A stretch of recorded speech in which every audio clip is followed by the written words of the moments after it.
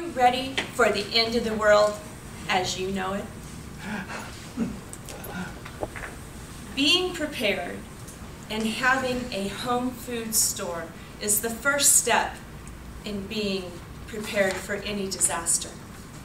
By the end of this briefing, you'll have a better understanding of what a home food store is and the reasons why you should have your own home food store.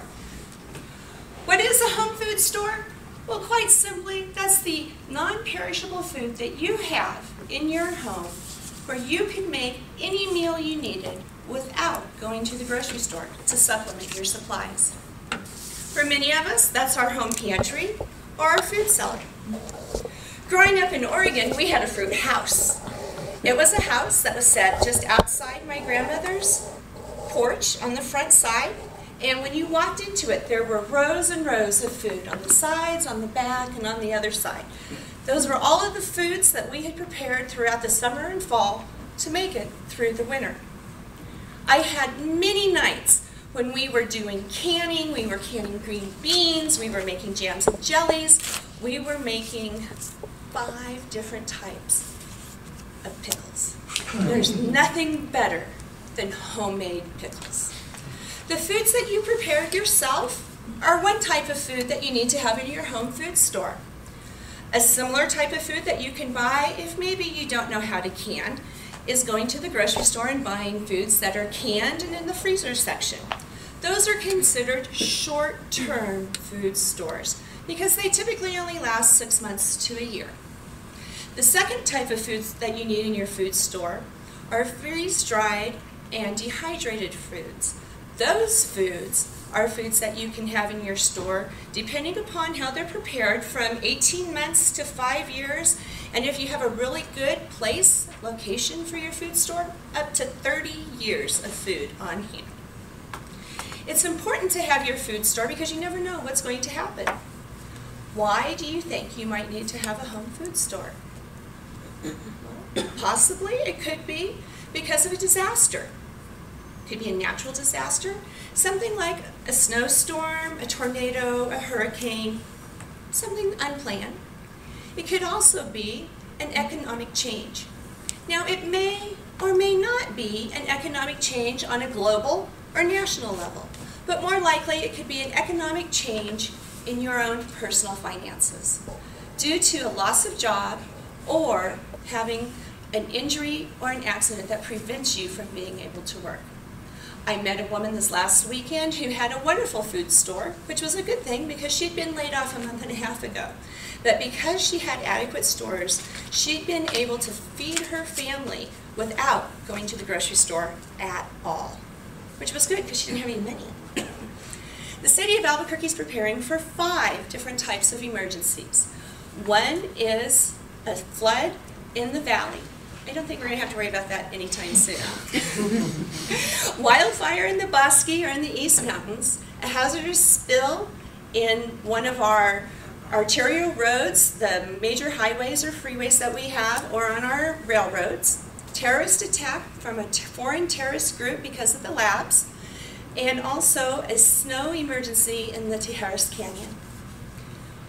Are you prepared for the end of the world? Do you have enough food store to last you for the amount of time that's needed? Grocery stores only carry 3 days' supply of food for the area that they support. If we had an emergency and it lasted more than 3 days, would you have the food on hand? If you made it to the store, would there be any food left because they weren't able to get any new food? At this point, I'd like to take the opportunity to answer any questions you may have about a food store. Yes? Foods that have been, I'm trying to think of the word, it's kind of like pickling, but you know, like kombucha or kimchi, what do you call it, fermented foods. Do those last any longer than? I've not done any of that type of canning, so the important part is in canning, it's the level of acid that's in the foods, and whether that's what makes pickles so good because you add a bunch of vinegar and stuff like that to it. So the important part is how long does it stay, and having that balance between your short-term foods and your long-term foods, and being able to supplement and possibly growing your own foods that you fermented so that you could add to your store continuously. Any other questions?